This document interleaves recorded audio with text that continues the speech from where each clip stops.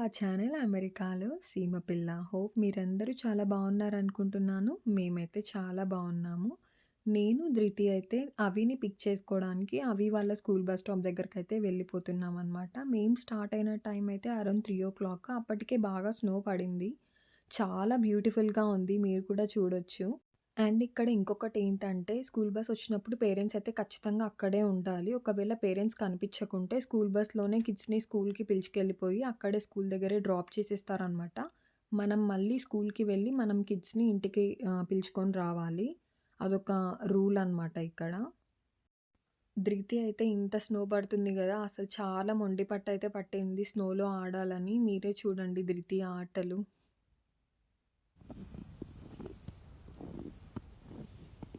ధృతి! ధృతి!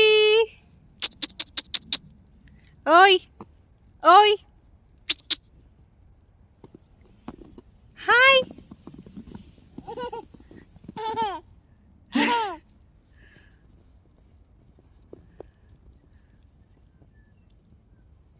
Community maintenance వాళ్ళే ఇలా స్నో ప్లోయింగ్ ట్రక్‌తో రోడ్డు పైన ఉన్న స్నోని మొత్తం క్లీన్ చేసేస్తారనమాట. వెహికల్స్ బ్లాక్ అవ్వకుండా, ట్రాఫిక్ జామ్ అవ్వకుండా. అండ్ ఇంకొకటేంటంటే, ఈ స్నో పడినప్పుడు రోడ్స్ కూడా బాగా స్లిప్పరీగా ఉంటాయి. సో, స్నోని క్లీన్ చేయడం వల్ల రోడ్స్ ఏం పెద్దగా స్లిప్పరీగా ఉండవు. ఫైనల్లీ అయితే స్కూల్ బస్ 1 అవర్ తర్వాత వచ్చింది.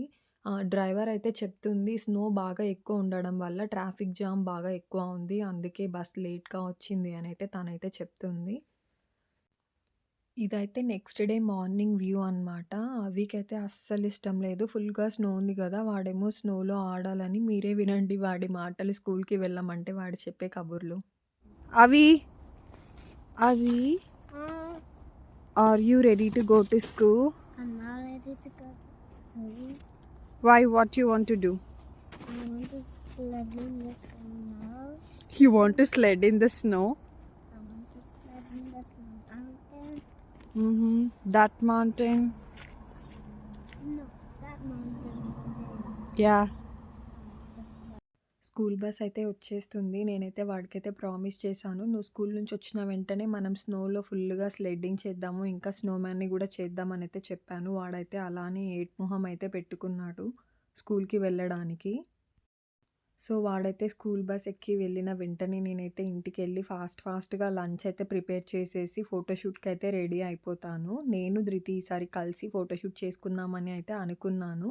సో, ఎవ్రీ ఇయర్ నాకదొక ట్రెడిషన్ లాగా అనమాట ఫోటోస్ తీసుకోవడం. ఖచ్చితంగా ఇయర్లీ వన్స్ స్నోలో ఫోటోస్ ఖచ్చితంగా దిగుతాను నేనైతే. 2 days back to back photoshoot అయితే చేసుకున్నాను స్నోలో. మీరు చూడొచ్చు ఆ వీడియోస్ ఇంకా ఫోటోస్.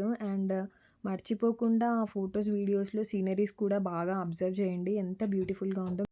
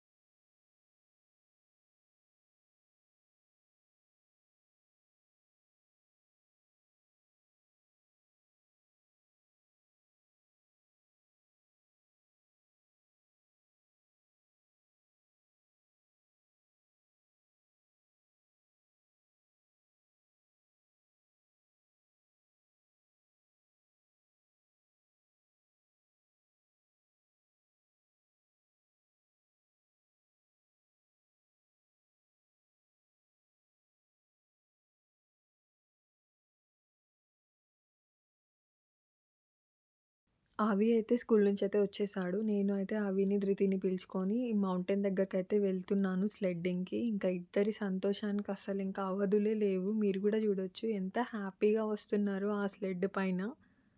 అవి అయితే ఇంకెప్పుడెప్పుడు పిలుచుకపోతానా మౌంటైన్ దగ్గరికి అని వెయిట్ జేస్తున్నాడు. ఇంకా పిలుచుకెళ్ళిన వెంటనే వాడొక్కడే వెళ్ళిపోతున్నాడు మౌంటైన్ పైకి ఫాస్ట్‌గా.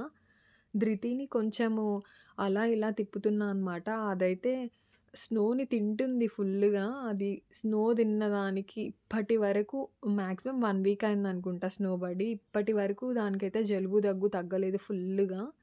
ఆటలైతే ఫుల్‌గా స్టార్ట్ చేసేసాం. మేమైతే ఇలా మౌంటైన్ పైకెళ్ళి మౌంటైన్ నుంచి ముగ్గురం ఇలా జారడం అనమాట. కొంచెం సేపే ధృతితో అయితే ఆడాను. తర్వాత ధృతినైతే వాళ్ళ నాన్నకిచ్చేసి ఇంకా నేను అవి అయితే ఫుల్‌గా ఆడామనమాట. చీకటయ్యేంత వరకు ఆడుతూనే ఉన్నాము. పై వరకెళ్ళడము, కిందికి స్లైడ్ అవ్వడము. స్నో పడిన ఫస్ట్ 2 డేస్ మాత్రమే మనము ఇలా స్లెడ్డింగ్ చేయొచ్చనమాట మౌంటైన్ పైనుంచి. సో, థర్డ్ డే నుంచి ఆ స్నో ఐస్‌లాగా ఫార్మ్ అయిపోతుంది గాబట్టి అసలు చాలా కష్టము. నార్మల్‌గానే మనం కాలు పెడితే జారి పడిపోతాము. అండ్ ఇక్కడ మీరు చూస్తే కార్స్ పైన గూడా ఫుల్ స్నో ఉంది గదా! ఈ స్నోనైతే ఖచ్చితంగా క్లీన్ చేసేసేయాలనమాట. మనము డ్రైవ్ చేయాలి అనుకుంటే అదొక రూల్ అనమాట ఇక్కడ. కార్స్ పైన అలానే స్నో బెట్టుకొని మనం డ్రైవ్ చేస్తే, మనం డ్రైవ్ చేసేటప్పుడు మన కార్ రూఫ్ టాప్ పైన ఉన్న స్నో వెనకాల కార్ వాళ్ళ పైన పడి యాక్సిడెంట్స్ అవుతాయన్నమాట. మామూలుగానే ఇక్కడ స్నో పడినప్పుడు యాక్సిడెంట్స్ బాగా ఎక్కువగా అవుతూ ఉంటాయి. మేమైతే కమ్యూనిటీలో ఉన్నాం గాబట్టి వాక్‌వేస్ కానీ, రోడ్స్ కానీ అవన్నీ కమ్యూనిటీ వాళ్ళే క్లీన్ చేస్తారనమాట ట్రక్స్‌తో.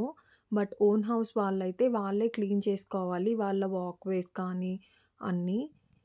అండ్ సాల్ట్ కూడా యూజ్ చేస్తారనమాట. వాక్‌వేస్‌లో అలా మొత్తము స్నోకి జారకుండా సాల్ట్ కూడా మొత్తం చల్లుతారనమాట. సో దట్ మనము జారి పడము.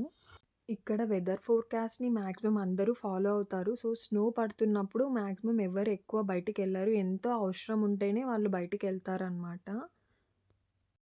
స్నో రిమూవల్ సర్వీసెస్ అని ఇలా స్నో రిమూవ్ చేయడము వాక్‌వేస్‌లో, కార్ల పైన ఉన్న స్నోని రిమూవ్ చేయడానికి సర్వీసెస్ కూడా ఇక్కడ మంచి డిమాండ్‌లో ఉంటాయన్నమాట. స్నో పడినప్పుడు. బాగా యూజ్ చేసుకుంటారు అమెరికన్స్ అయితే అలాంటి సర్వీసెస్‌ని. మీకైతే ఈ వీడియో నచ్చిందనుకుంటున్నాను. నచ్చితే తప్పకుండా సబ్స్క్రైబ్ చేసుకోండి. బాయ్.